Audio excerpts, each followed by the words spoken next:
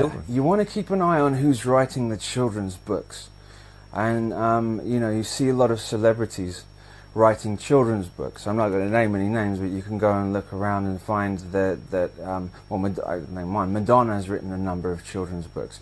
There are others too. Like, it's out there pretty much that Madonna is a high priestess, and it's very clear if you watch any of her number of her performances at any of the big shows that she's doing ritualistic work. She's doing that, and she's writing children's books because they want to get to children, because children is the raw innocence.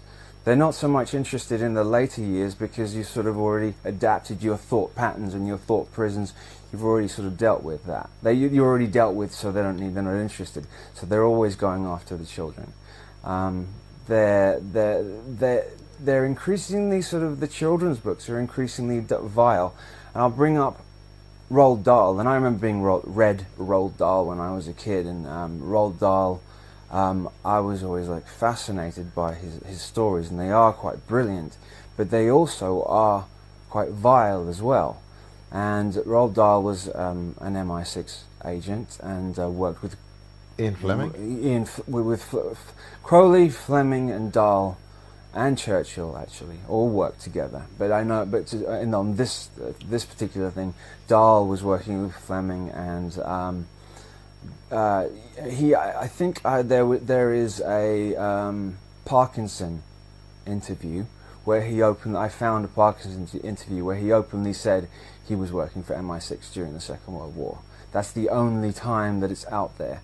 So he is an insider, so you know, throughout his books he will put truths, because that's what they tend to do. They always want to tell you what they're doing. They'll always tell you in one way or another what they're doing or how they're going to do it, because that's part of the contract as well. It's part of the thing. If they tell you what they're doing and you're not smart enough to pick it up, then they can get away with it karmically.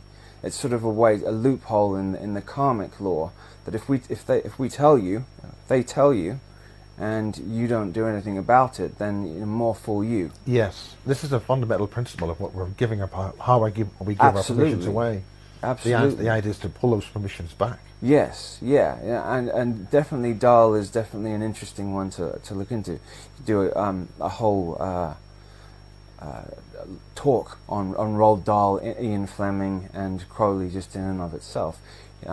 Anyway, so Fleming was also an MI6 insider, and so you have peppered throughout all the Bond movies, which were Broccoli, Albert, the Broccoli family funded. They're the money behind it. So nothing I think his name's Albert. Nothing gets through at all unless he sees everything. He sees the final cut of everything. So you know, the Broccoli family are a military intelligence family as well, connected through the Second World War. This is all Project Paperclip stuff, and Dahl is connected to Paperclip and connected to CIA as well. So anyway, going back to Dahl's books and going back to children's books and how significant they are. So if you're reading those stories to children, and they're layered with subconscious imagery, subconscious letters, then that's going to be embedded within the child, and then, you know, this particular consciousness that is doing this here is purely and simply a vampiric consciousness. It doesn't have a central core energy to feed itself. It has to take from others. It doesn't naturally understand what giving is. It has to take from other beings.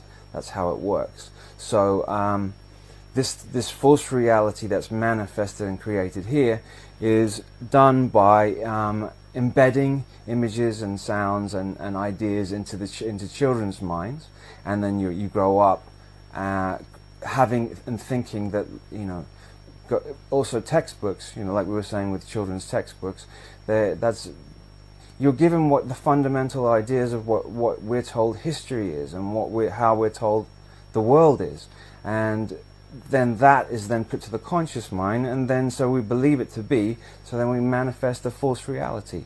So we're living out a reality that really wouldn't be isn't our natural state at all. so that we're kept in a sort of a.